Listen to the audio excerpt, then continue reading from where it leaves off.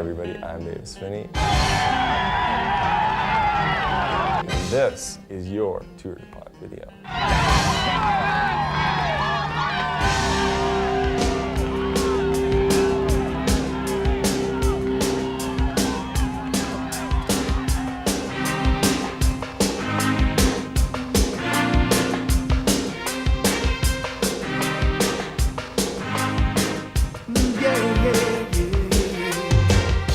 I really enjoy the Monkey Hill Prologue course in Wilmington because it's kind of got everything. And what I actually really like is that you start out downhill, because the worst I could never be a swimmer, you know. I could never go from the blocks and feel good immediately, you know. I kind of got to warm into it. I'm getting old or something. But rolling down that hill kind of warms you up, and then you get up to speed along the river, and then you just got to make this incredible effort to go up Monkey Hill. It's just a really neat experience because the crowd's going, you can't hear anything, you know, and you're just flying all over your bike, and you're hoping that you don't blow up by the top, and you're hoping you don't have to shift gears. And so I really enjoy that quite a bit, because once you get over that hill, and if you feel good, then you know you got another descent to recover.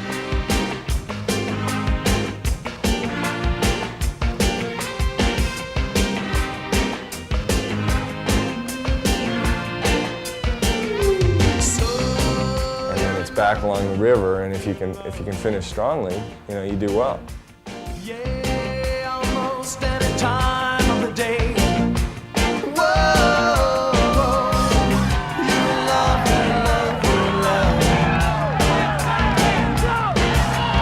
just won't seem to go away.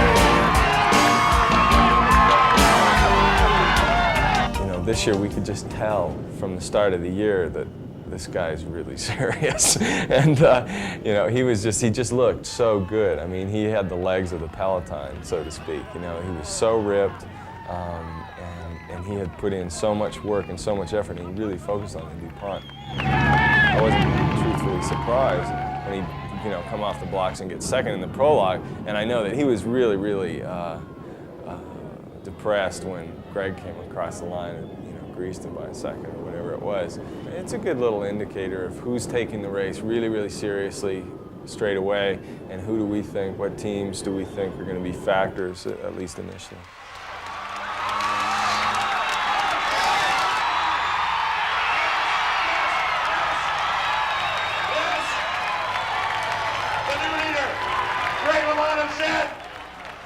I'm happy. It's a good start, but it's just a prologue. Don't forget, there's still 10 days to go. It's nice to win a race. First race in since 1990 Tour de France. That's right. So that's nice to win. You know, it's funny. You have all these guys come from Europe, and all they've heard is how great America, how good the weather is and everything. And we're driving down there, and we're just thinking, this is so bleak. And I felt bad for Dover because, you know, here they've probably gotten so pumped up, and I did a press conference there. I mean, they were so jazzed to do this race. And you go down there, and there's just these raindrops coming down that, you know, were the size of small children. They just... I need a shower curtain, we're good for something. And it's so cold out there, and there's just, I mean, deserted. Anybody would be foolish to go out of their house, and anybody would be even more foolish to ride a bike. The 19 and 91, I think they're doing 3/4 of a lap.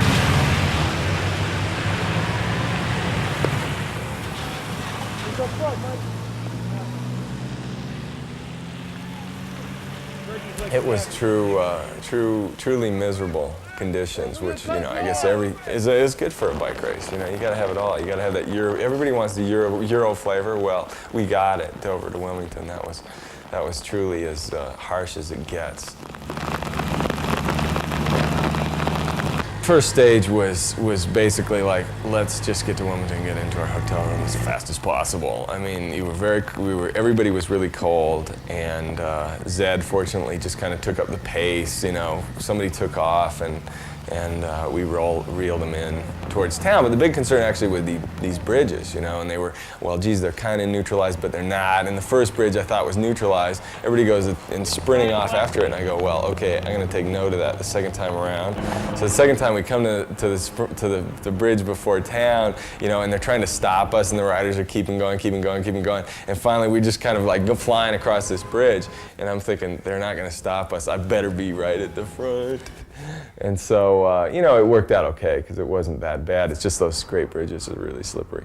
And then we just kind of set up for the sprint, and then the phone rang. You know, and I do the same thing on the next corner. They just like slow way down, and I just shoot into the lead. And I probably should have gone. I didn't. You know, I waited again, and by then I couldn't get my momentum going. And you know, Zanoli and the German, and you know, I don't know who got third. Darren Stockton was the guy who took off, actually, early. And those guys just went by us on sort of on the other side of the road, and I never even got over there. They just had the speed, and that kind of a sprint uphill, it's really hard to get your momentum up. And they were going, and so Darren actually provided the good wheel for those two, for Torsten, Willem, and Zanoli. And I think Zanoli was just so shocked that, you know, who is this guy, you know? Give me a break. And Torsten turned out to be a fabulous sprinter and a real character and a wonderful guy. And so, you know, now that I know him, I say, good job. The big time trial. In a race like the DuPont, the time trials always prove to be so critical. And, you know, it's interesting putting a time trial at the start and then having one at the finish, because it's going to set a tone. Both of them are going to set a real tone for the race. So the time trial was to be critical, certainly for Coors Light, and we kind of focused on that. You know, the way I ride a race like that is just to get out there and you know, kind of ride fairly hard, but not to kill myself, because I don't really have a GC goal or chance anyway. But I know that Steve Swart and Dave Mann were very serious about that time trial, and I thought that they would both like the course. It was a real power course, and Dave just rode, you know, fabulous. I mean, he is just so strong. Both those guys are so strong, and they just crush us every time we train with them. And so, you know, I've been kind of waiting for, like, okay, just do it to everybody else when there's actually a race going on. That would be great. I don't know where the power of Dave Mann comes from. You know, he is just unbelievable. Dave Mann! You know, I've never seen a guy who can just ride, you know, an entire group of riders into the ground like he can. He has so much power. It's just phenomenal, and he's always been that way. I mean, he was telling us when he was in Britain that after a while that people would just completely shy away from him. They'd just turn the other way when they saw him showing up to a training ride. They'd flee because, you know, the guy, you just don't want to be around this guy because he'll kill you, he'll crush you. And he does that to our team fairly regularly, so now we never ride together as a team. He and Swart have this psychology of that you just go out and that you just, you know, go as hard as you can, and if you're better than the next guy, then he blows up, and if he's better than you, you blow up. I'm like, going, I don't want to do that. 36 will finish first, look at this. 35, 38, third best time.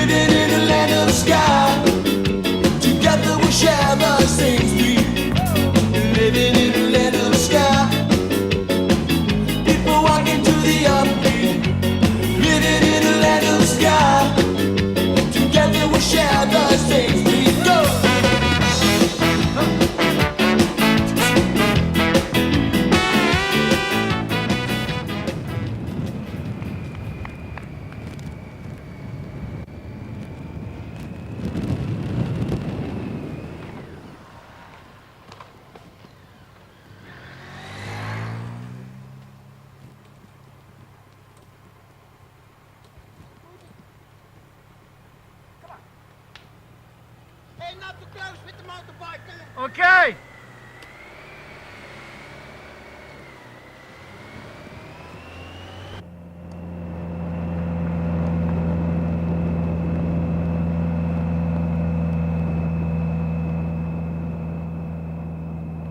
Greg LeMond flatting or not, I don't know how that would have affected the overall position of him, but I know that, you know, I really feel like Dave Mann, certainly with his time and effort, wasn't going to be denied.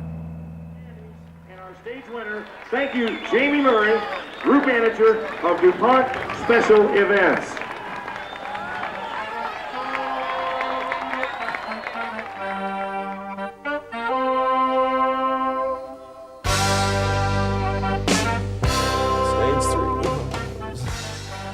Well, I can't say I was looking forward to the Poconos because even though I had gotten second there the year before, it was really, really a sufferfest. And getting over those hills, I had remembered that I had just given everything to get over them. And then this year, you know, when it's at the start of the race, sometimes your body isn't really, you know, it takes a few days to really ride into a race and be clean and mean. And I definitely wasn't feeling that. So long since I've been outside, long hours till my work come tired. Wanna see it for myself, take the word of no one else. Don't care what the boss men say, gonna go outside and play in the sunshine, sunshine, sunshine. Walking along with a friend of mine now, sunshine. Dave Mann and Steve Swart riding so well in that time trial really changed the whole way that Coors Light as a team looked at the race. And so it kind of, you know, any chance or thought I would have had to say do the sprint jersey again was kind of like out of there, pal, because we got the two guys we have on the team who are going to do the work. They're in the lead, and the two leaders have to wait for the mountains. So that leaves three of you. And sorry, Davis, you've got to go to work.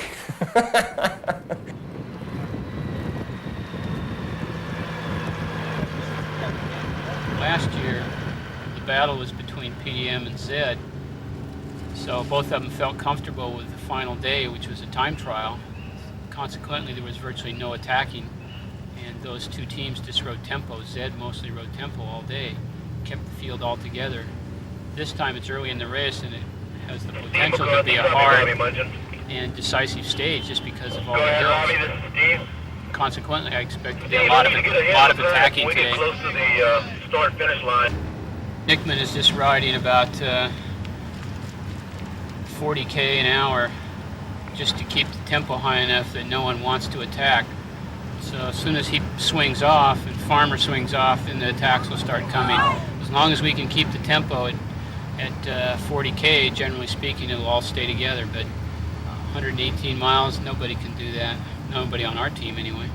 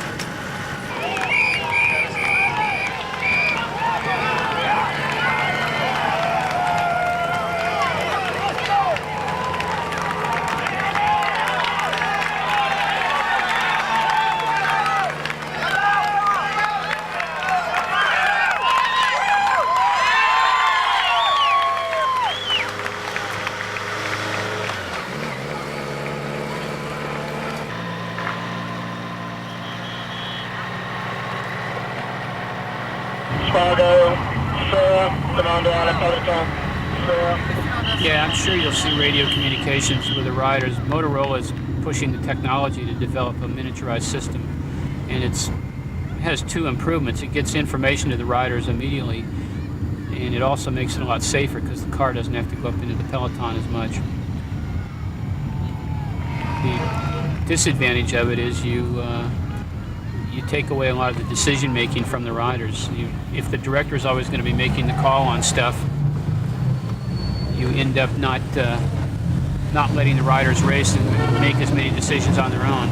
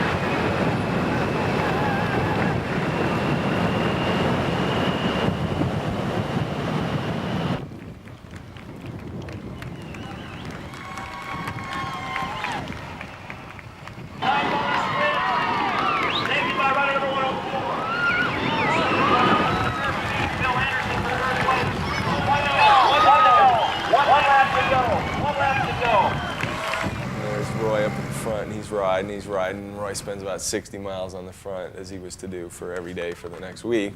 And then he starts to get a little tired, and Dave Farmer's up there, and he starts to get a little tired, and then Alexi's kind of looking back, like, where is it going? And he starts to kind of panic because there's a Russian up there, and so I get up there and do my bid, of course, all in the time before the last time up the hill. So the minute we hit the last hard hill, it was, jettison the city.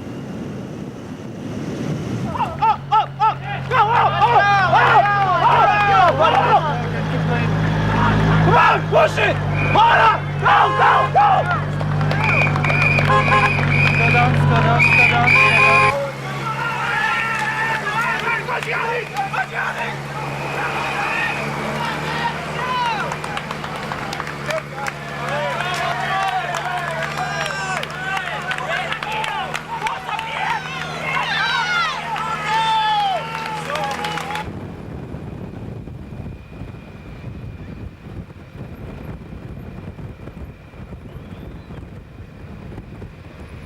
Our team didn't ride that well. We spent a little too much energy kind of securing the jersey and then the phone rang. Zone's clear. This is it. This is the one we've been waiting for. Come on, bring him home, Stratford!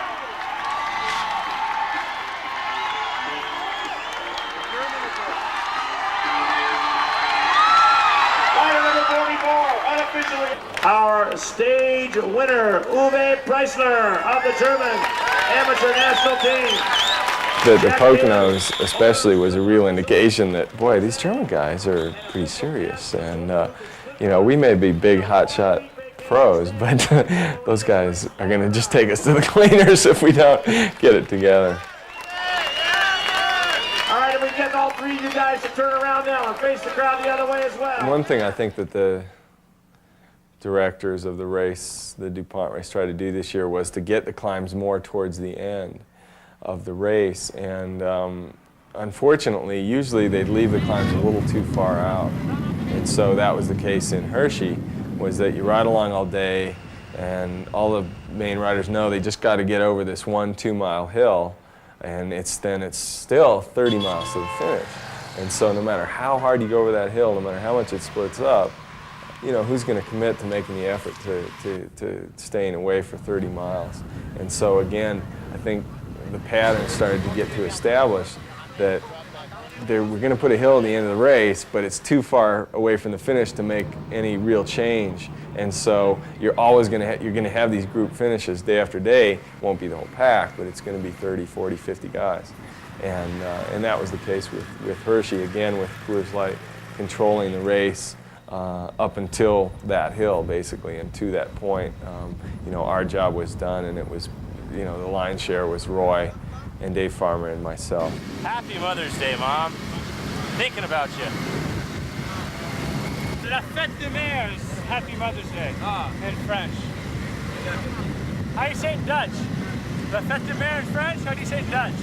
Gelukkige Moedersdag. The what? Gelukkig. Gelukkig. De Moederdag. Gelukkig. De Moederdag.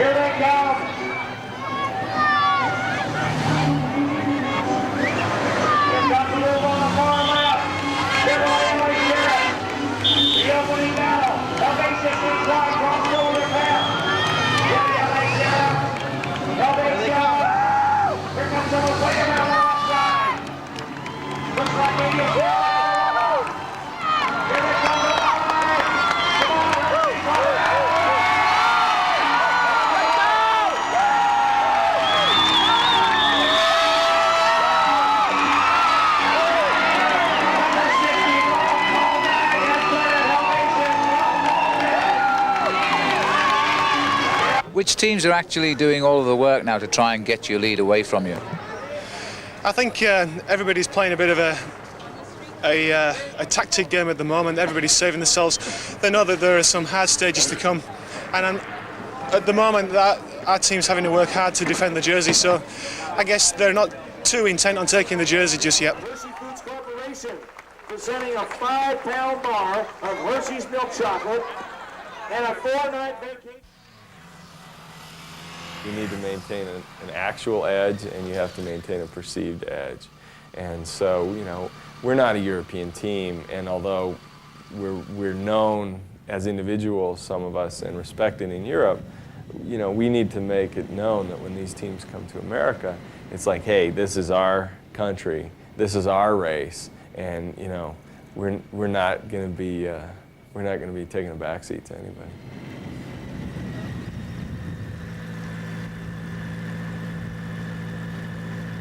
It's nice to be in the lead position early, but it just means you end up using your team up. Hopefully you got enough silver bullets to last to the last day. That's where the battle is going to be told, is in Washington, D.C.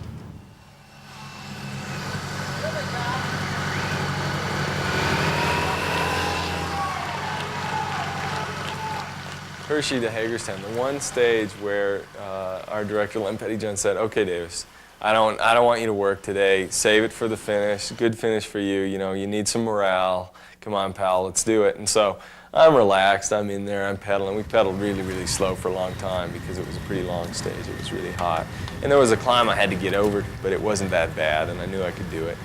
And oh man, I couldn't believe it. I get to the finish. I'm feeling really good, and this is just like the story. Like the prologue, I punctured. You know, the next day I was off. I mean, the story of my DuPont was right here because the finishing circuit, great crowd in Hagerstown. It was really fun.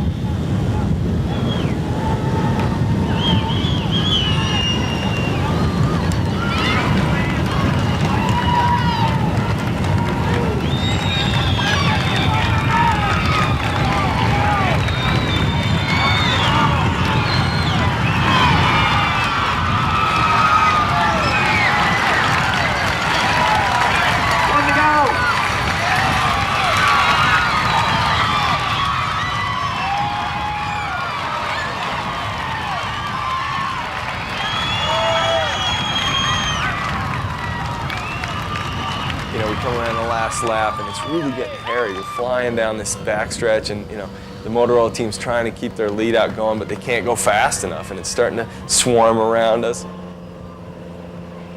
The Chevrolet Sheriff's team, you know, tries to make a move into the second to last corner, and it's like, no way, you guys, you know, they're going so fast, and they end up, you know, on somebody's porch. And so I'm thinking, I don't believe this. I've survived. I've made it, you know. Haig's the only guy ahead. Phil's right in front of me. Zanoli's behind me. I know Phil's going to go after Haig. I got the sweet lead out. I'm ready. I'm going. We come flying up over a hill, go around this corner. I've gone around twice before, and I just, wheels go right out from under me. I can't believe it. You know, it's just like, no. You know, I'm just skittering across the pavement going, oh, that was the easiest win you ever gave Phil Anderson. Because when I fell, everybody stopped, and Phil just kind of looked back and go, hey, where'd you guys go, you know? And all he had to do was pop after Steve, and that was it. That was all she wrote, but I was kind of upset.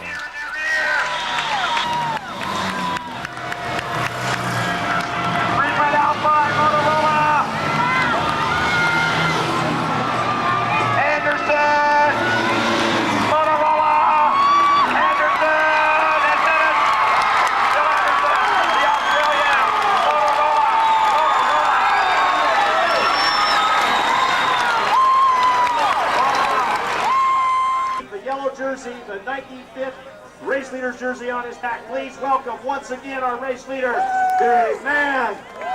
Dave Mann. Dave Mann. Sunday rain. No, thanks. I just want to get cleaned up. Boy, the DuPont has the capacity to run some of the longest stages in the existence in the history of bike racing. I mean, you know, I don't know what it is, but I would prefer not to see races that long, because we start out and, you know, we actually went out pretty fast because people want to say try to take the flyer of their life and get off for 150 miles. But once that settled down, not going to happen. You know, we're just pedaling out there, and it's just a tour of the countryside. You know, you're eating like a pig because you're bored, and so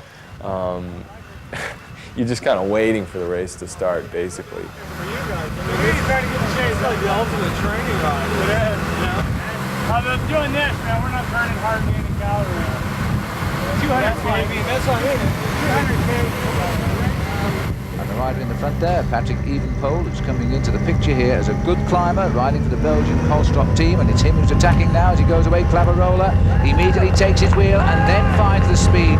This man is superb in the King of the Mountains, and look at the little Biakov just behind him, the Soviet. He's on his wheel too. Clavarola seems to have more speed. Well, that'll come with age for the young Russian rider, but he's ridden well there to claim second place on top of the climb.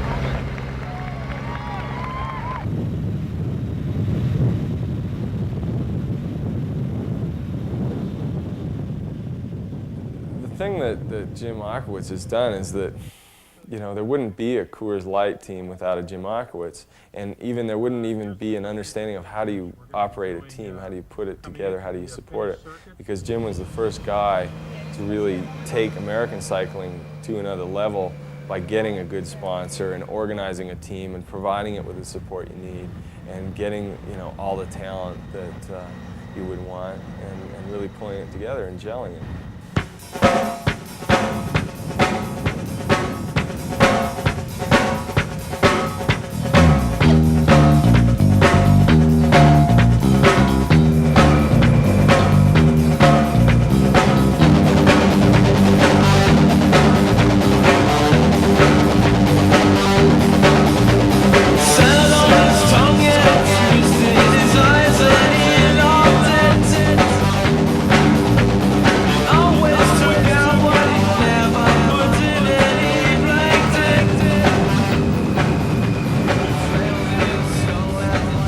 Time there was a group went off with all these good guys in there, and one of every team, and Phil's up there and Steve's up there, and you know Zed's got a guy up there, and all these good guys. But what happened was that it was a long ways to go to the finish, and we thought, you know, hey, this might be the race. You know, they're gone. But up there, they're going, we're not working together. I'm not calling you, you know. And they just started attacking each other, and it was just, it was hell break.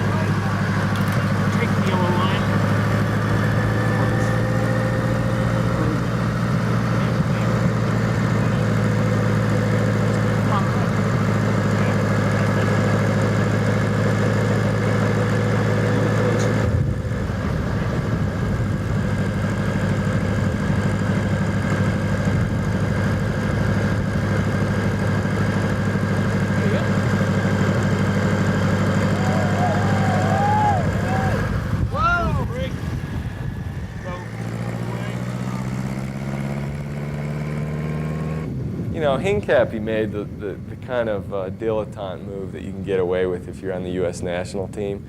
But, boy, if any pro had done it, they would have hammered him.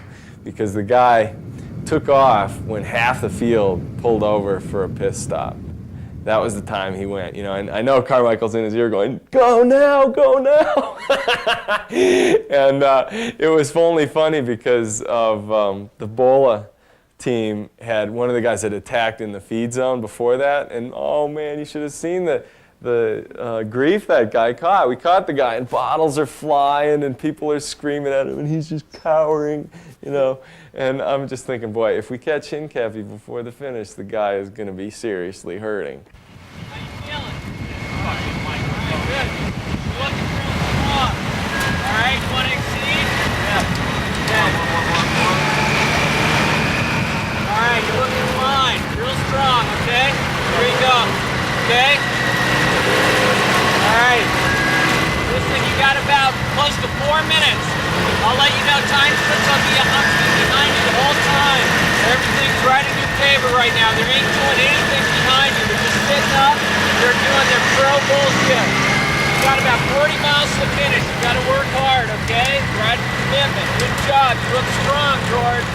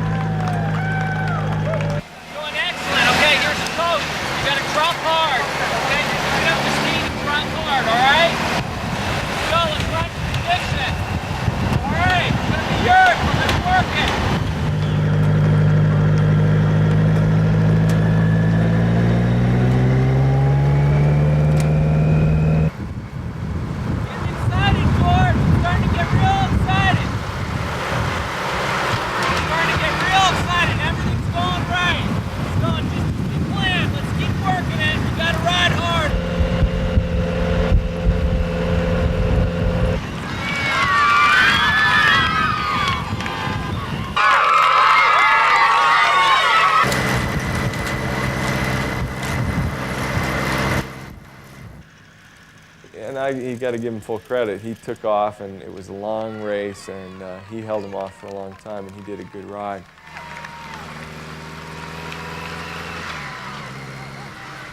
But that was a very hard course, and there was a hard climb before the final climb, and then I think the final climb was harder than anybody expected. And you know, it broke up pretty well, and that's the kind of stage finishes that they need to have a few more of in the DuPont, truthfully, to break it up a little bit more, because you almost have to finish on a really hard hill to make the difference between these guys, because they're so good.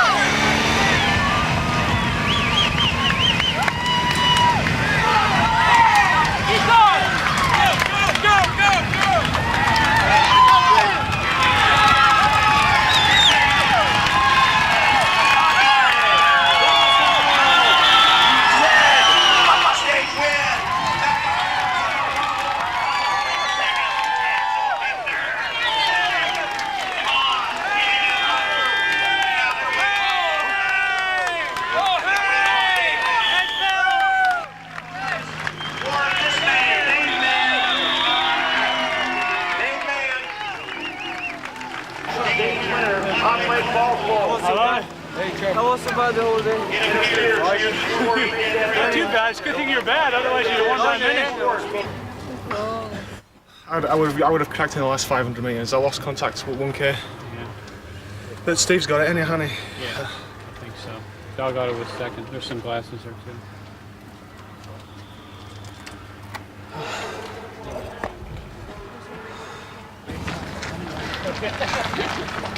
Hi, boys. Hey, John. Hello. John. Delgado's down there. Just makes it more exciting, doesn't it? Let's get all of you guys up on that top step. Hot Lake Falls full. Stage winner in the middle for Zed. He's in that Motorola sandwich. Delgado for second. And Phil Anderson for third. Live television coverage. Riders, ready? There we go.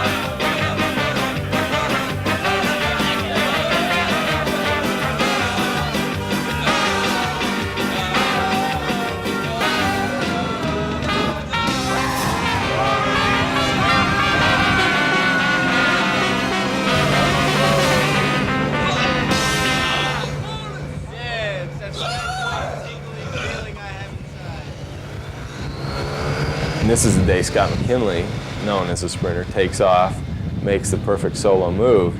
You know, the big boss from Italy of the Svago team had come in.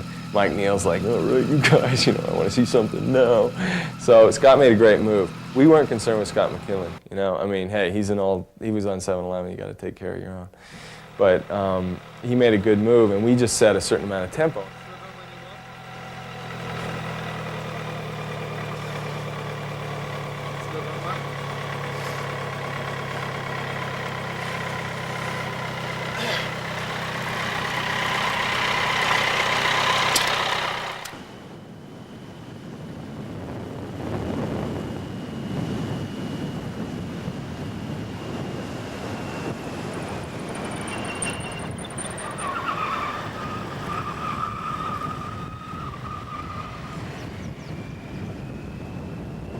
Well, I think Dave was pleased with the way he had ridden, and there's a lot of pressure to having to carry this jersey around for every day. And Steve, we had really noticed that Steve Swart was really the guy who was riding the race like the winner, you know?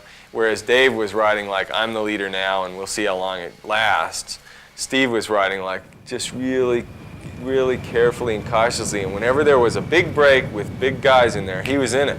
But the rest of the time, he was really quiet, he was saving his energy, he was staying behind the wheels and doing everything right. So we're thinking, you know, this guy's clued in.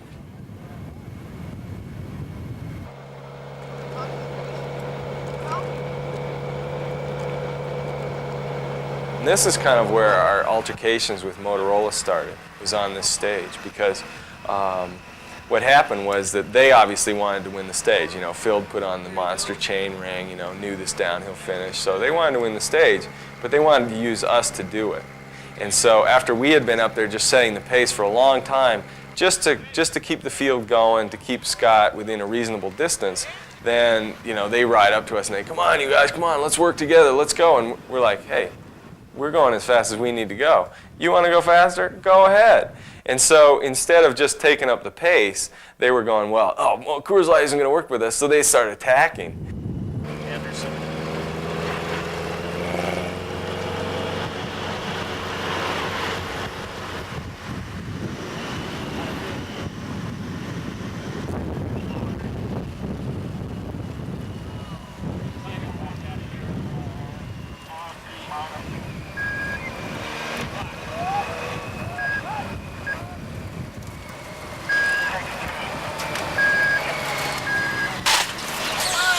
In there doing their attacking was when Andy Bishop, you know, had come across a motorcycle and then fallen over. Hey, hold on, Michael. He cut into me, man. I was just straight. I was riding straight and you ran into the back of you. There's several ways to start up a race when you're going along.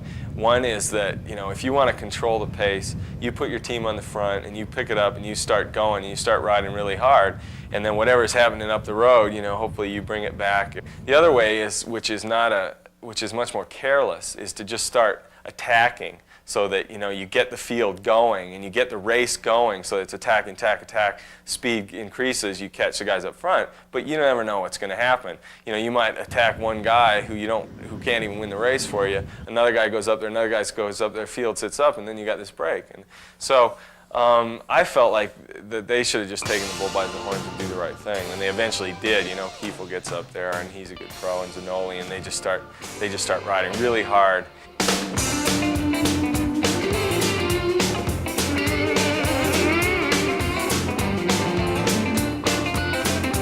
When I get this way, Lord, I got a lot to say.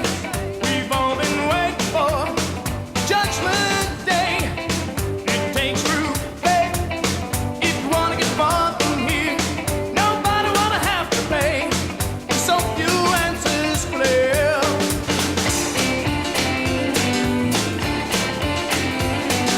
Times things seem so wrong, and the time we're waiting for seems so long.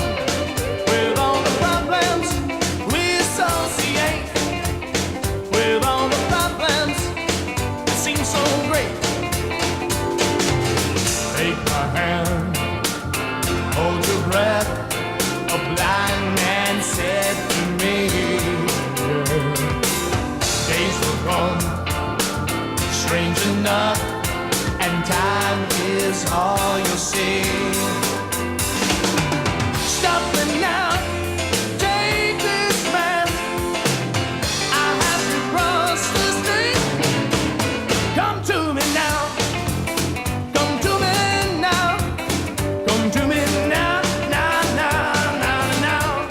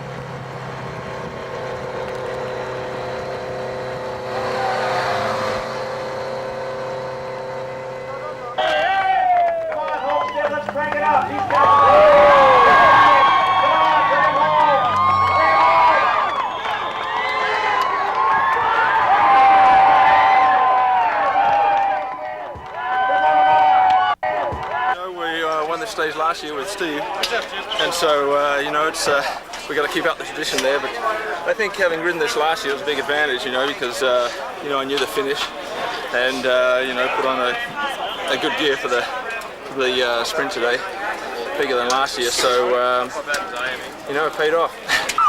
From the gun to a K to go. That's it.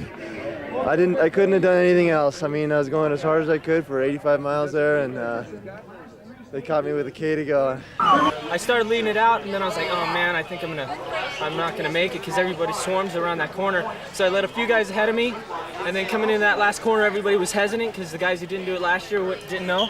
But I knew that you didn't have to use your brakes, so I was just in the slipstream of Anderson and started sprinting as fast as I could, but I had a 53 and he has a 55, so I guess I got to learn how to put on a bigger gear for these things when I know the finish. Oh, I can't say I felt great. I'm not too confident about tomorrow, but we'll see. What can I say? I don't feel great. I'm not with the best climbers. I'm not far, but I'm not with them. Steve Swart, ladies and gentlemen, remains the race leader.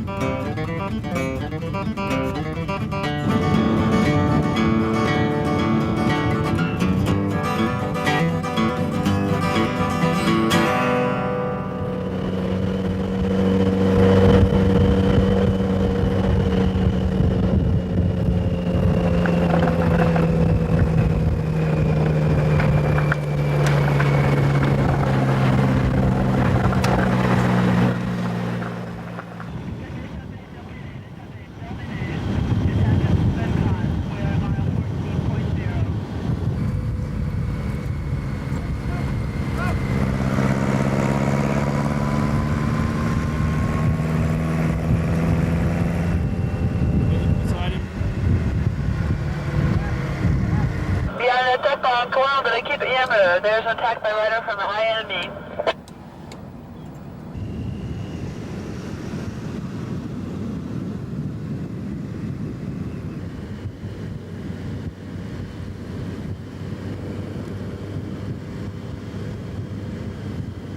You know, Homestead and Wintergreen, I was kind of okay because for once, Roy and I only have to take the pace, you know, for so long, and then it's up to the other guys to just do whatever they got to do.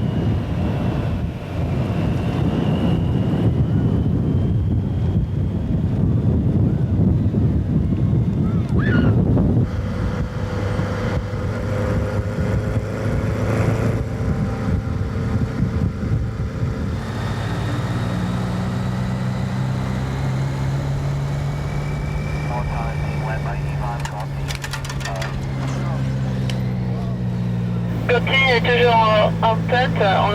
Il est suivi par Armstrong, le Hudson Tu et crois qu'il Cole. irait derrière le peloton principal? We also have Armstrong, le Hudson and Cole are up there. Yellow jersey is still hanging strong up there. Followed by Armstrong, third place, Morrison, Koffel, Martin, Yellow jersey.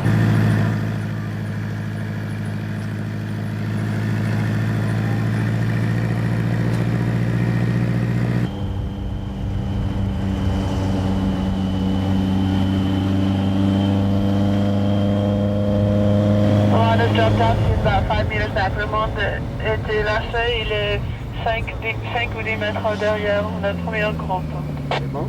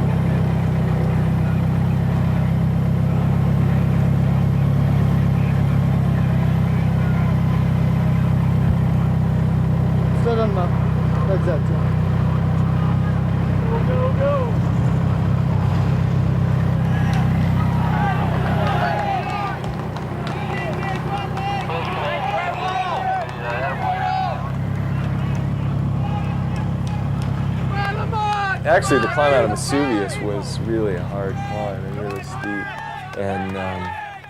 and we just had gotten reports that that actually Greg was a little bit behind and Steve was in the front group, and so we started to really feel like Steve was going to pull through with this.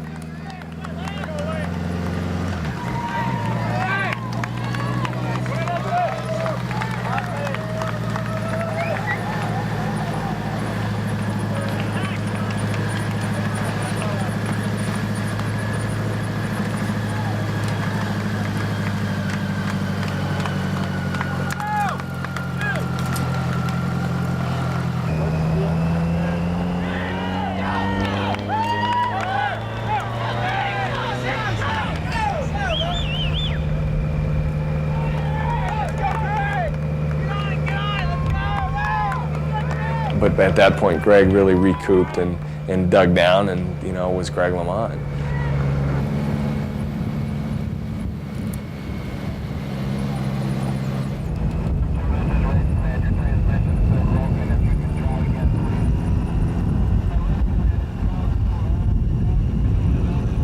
Devant, il y a maintenant 21 coureurs. Il y a 21 coureurs devant. We have a group of 21 riders now in the front. 21 riders. Soit tu montes à ta main, après tu as 100 mètres derrière, tu as Eric. Tu montes à ton train et tu l'attendras que là-haut, hein. Ok? Il y a 4 coureurs qui les changent. Il y a 2 coureurs de Z, y inclut Greg LeMond. Good shot. Wait, stop here.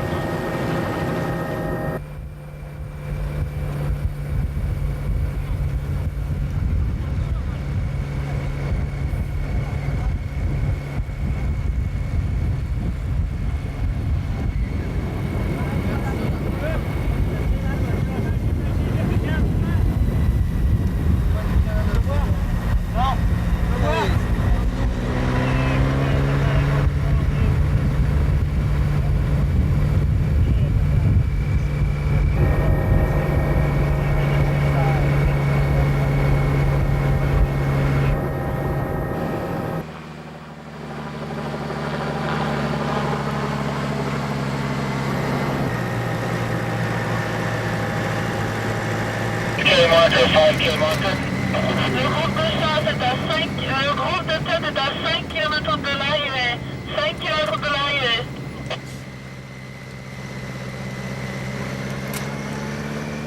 Union amène le peloton, il y a aussi Carola et Andersen, Phil Andersen. Phil Andersen är nog känner Union och din nästgrupp. Carola är på peloton.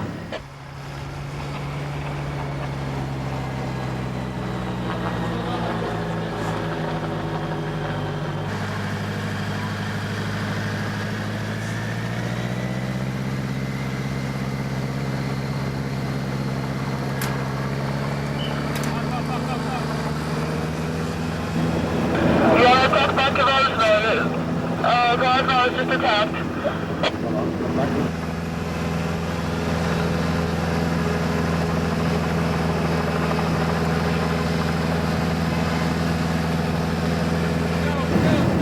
Comme d'habitude, vous avez fait du beau travail, les gars, c'est bien. Il y a un autre coureur qui a rejoint le cross-road, ils ont une avance de 25 mètres. Le middle is going to be commençant, except the 25 meter advance. C'est bien, Eric. Atlo, il va les tuer, mais Greg, il est dans le dur. Ça fait rien, tant pis, hein. Gilles de Lyon est le coureur qui a rejoint. Gilles de Lyon has joined up with Crossball. They have about a 25 meter advance.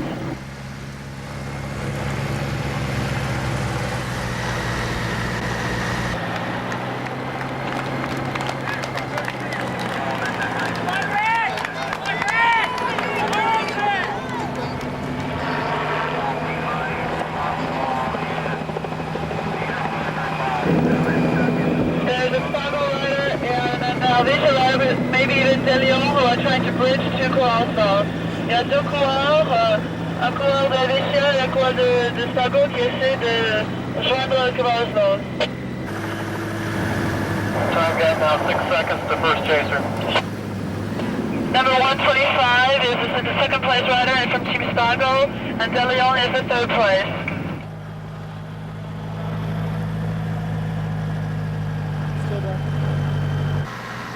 Niederberger is about to join up with Kowalski.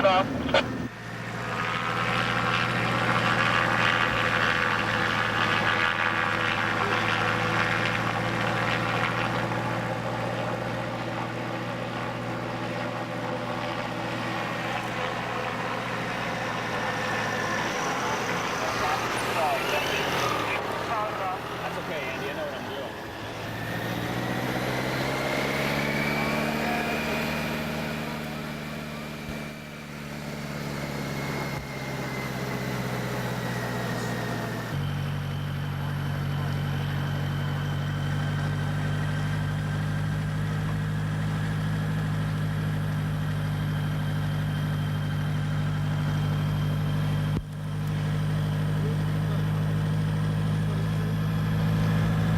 Slow down now.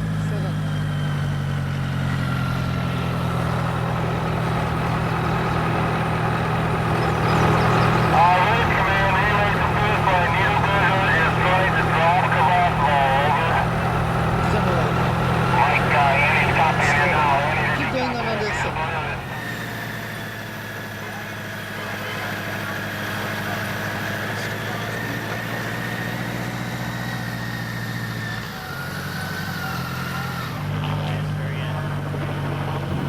Mavic motorbike, you can ride with the yellow jersey in Le Mans, please. Mavic, in front of me. Go up, go up.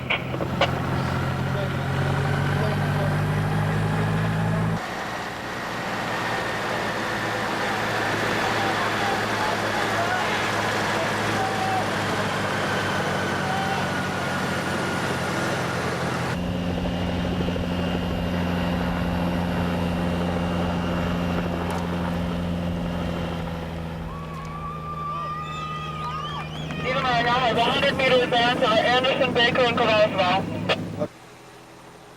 Niederberger is 1K from the first. Niederberger est 1 km de l'arrivée. T'es sûr? Oui, ils disent. Behind Niederberger, 100 meters behind is Anderson, Kowalski, and Baker.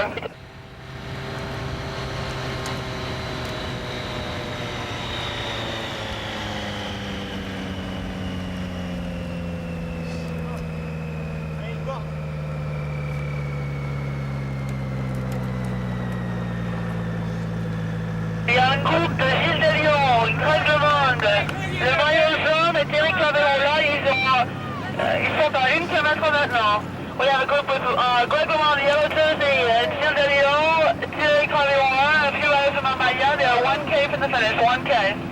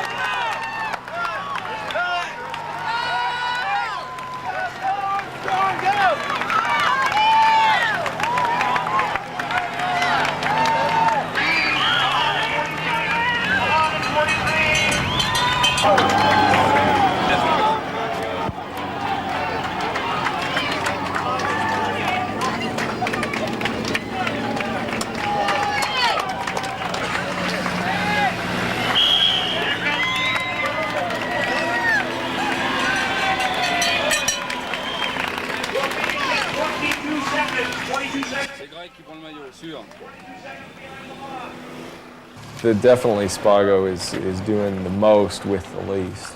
Obviously Mike Neal is just a very capable coach, and so if you have the personnel and they can, you know, keep the mind frame to do it even though they're not making much out of it, they do a good job, and that was the case.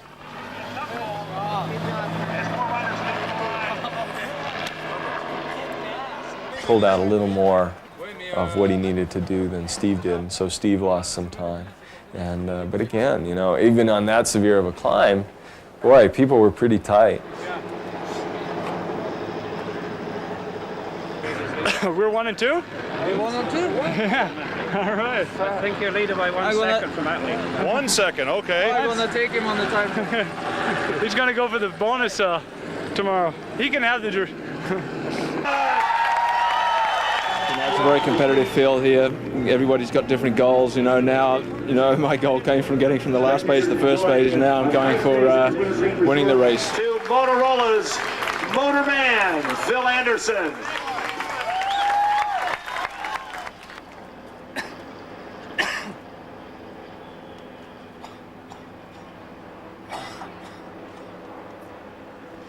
.100ths of a second now separate second place overall Odd Lake Falls Bowl from new race leader Greg Lamont.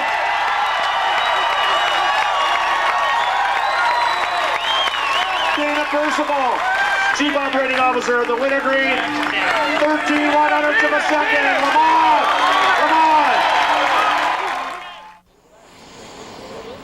One thing that I really enjoyed about the race this year was how diverse the results were in terms of that it was the American-based teams who were getting a lot of the results. And that hasn't been the case in the past. They've got American teams other than, say, 7-Eleven or Motorola were just kind of like, pff, you know, even Coors Light a couple years ago was like, pff, you know, yeah, you guys are, you know, just stay behind us. But the Americans rode really well, and the American teams rode really well. And I think the big difference between this year and last year was that last year it was always, you know, the Spanish team taking the flyer and winning the stage, or the Belgian team. And man, that didn't happen this year. You know, it was always the American teams that came to the front. And so I think that was really a nice statement about the evolution of the racing scene here.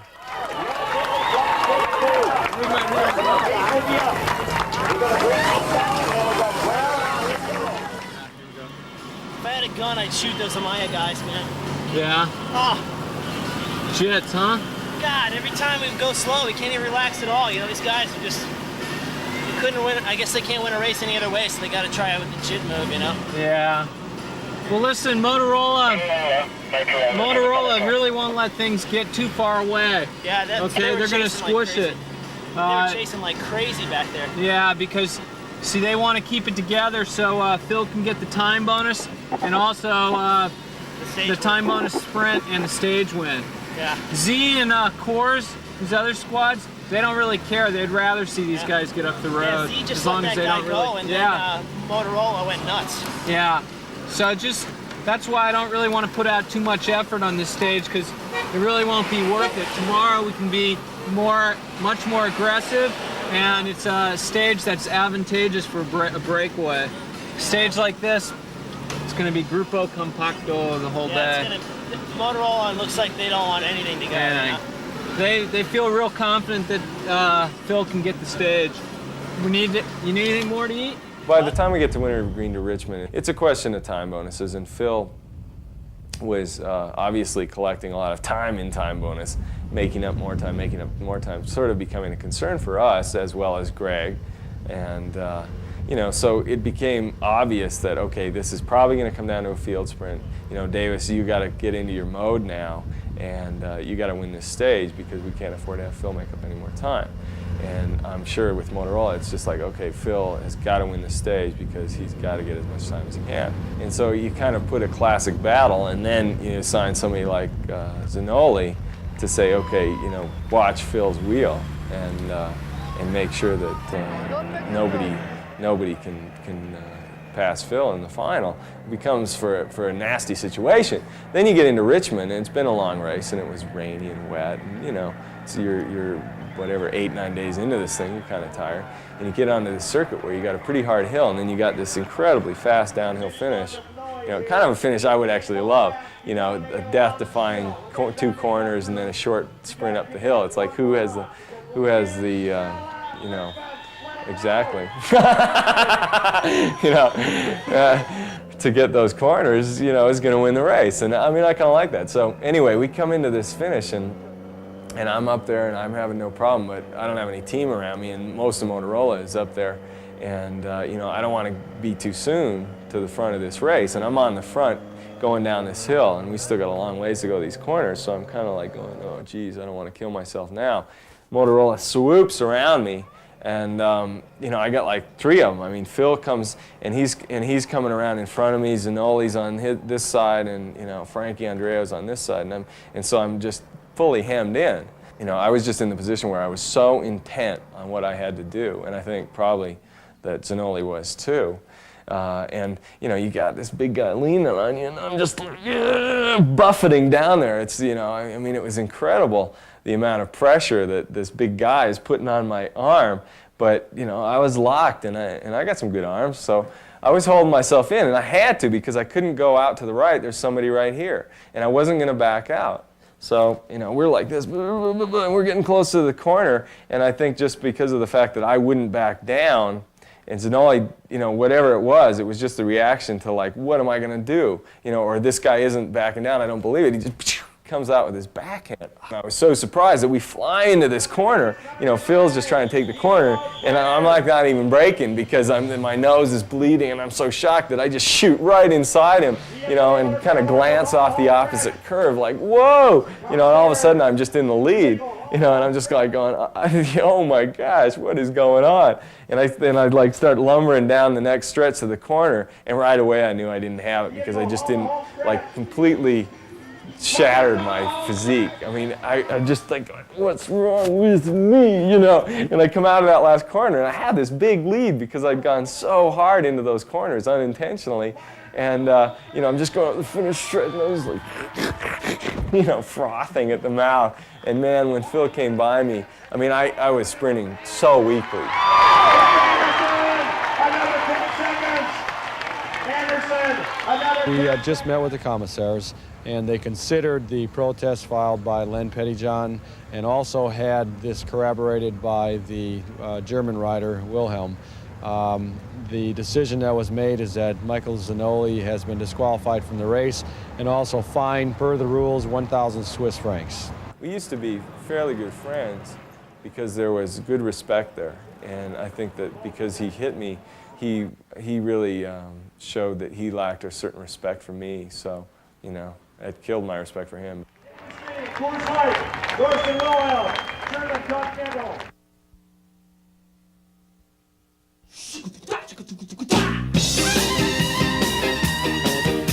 We don't have a jersey. We don't have to protect anything. Hey, let's gamble. Let's go for this. And Alexi finally was on fire. You know, he had wanted to ride a good DuPont, had been really up and down, him to work with the team. And man, when we saw him take off, we're like, hey, these guys better watch out. Because when he gets the mission, you know, he's really unstoppable. And it was funny because we're riding around Richmond and we're just touring, and this break is going, you know, 6, 7, 8 minutes, and people are like booing us, like, hey, we came to see a bike race, all right? And I'm going, you see one, you just gotta wait a little while, you know? And then we you know, they kicked in, and it had to be one of the most exciting races ever. I mean, it was unbelievable. Motorola really kicked it hard, and really Kiefel and Frankie Andreu just went to the mat, you know? And they just went wild the last 2 laps, and it's coming back really quick.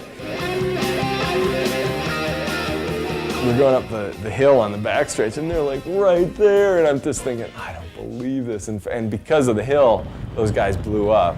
And so then we were all at the front, and Greg didn't want to see him catch because he didn't want to get Phil the jersey. So all our teams are kind of up there, and we're just like trying to hold everybody off, and we're just looking around, and we're like going, please don't anybody go.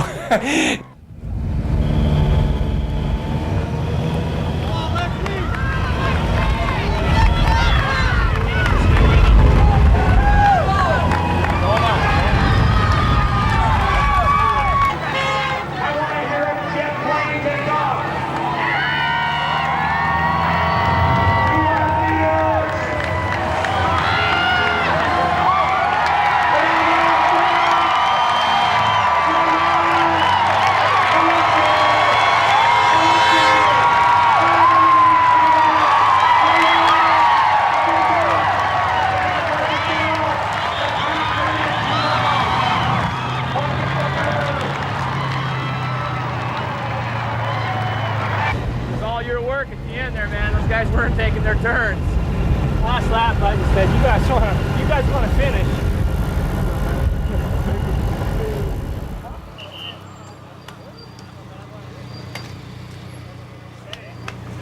You know, Greg's a better time trialer than I am when he's on top form, and you know, he's already shown that he's in very good condition. So you know, it's really man against man here. We'll have to see who's the best. If I have a good day and someone has, you know, a bad day, you know, I can.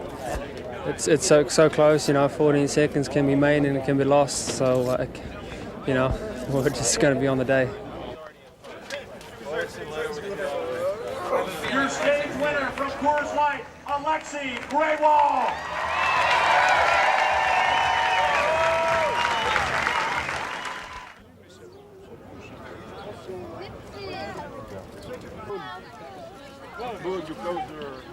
Tell Julian.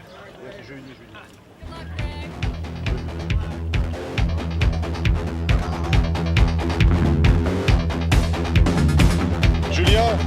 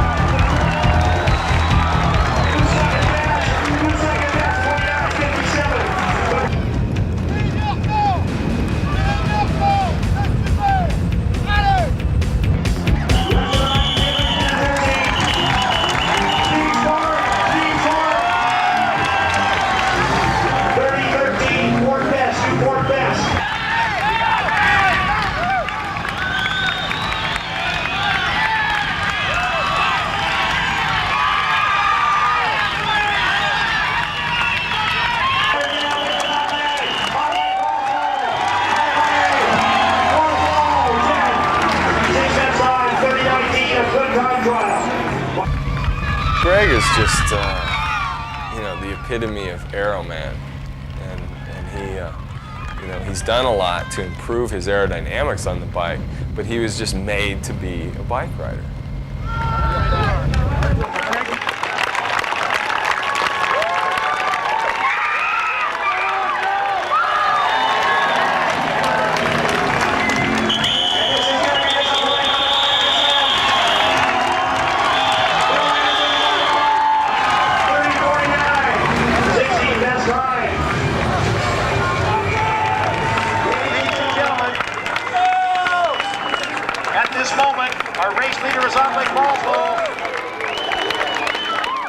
I mean, Greg really does have all the elements that you would ever want in a great bike racer. You know, he has the psychology for it. When he wants to do well, he does. And when he's well prepared, he does, you know, he does wondrous things.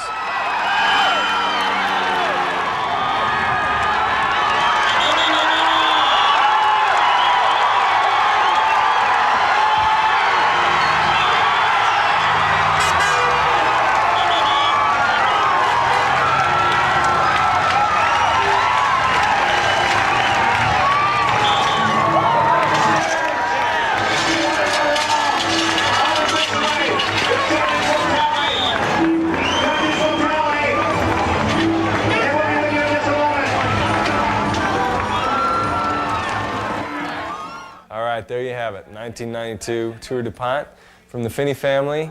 Thanks for watching. Hope you enjoyed it.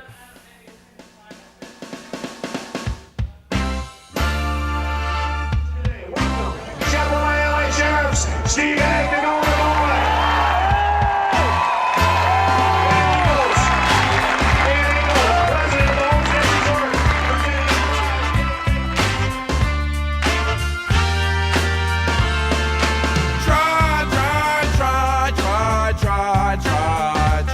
Say you do it now, then you do it later, if at all. Well, it's a routine, a machine, so why deceive? Yeah, why deceive? 'Cause someone's waiting, someone's always waiting. And I've got 3 more roses, I've got 3 more roses for you. Shoot-doop-doop-doop, baby. And I've been sitting here on the bank of the river. I hear ringing in my ear. Well, that's strangely familiar. Well, it's a tune, it's a tale. So say you do it now, then 3 weeks later, well, there's something in that so-called truth that's making me shiver. And I've got 3 more roses. I've got 3 more roses for you. Shoot-doop-doop, baby. Just 3 more minutes and I have 1 whole hour. Well, nothing's lost 'cause there ain't no cost except time. Just 3 more roses, well, it's a feeling of you when I'm thinking of you. Nothing's lost, there ain't no cost.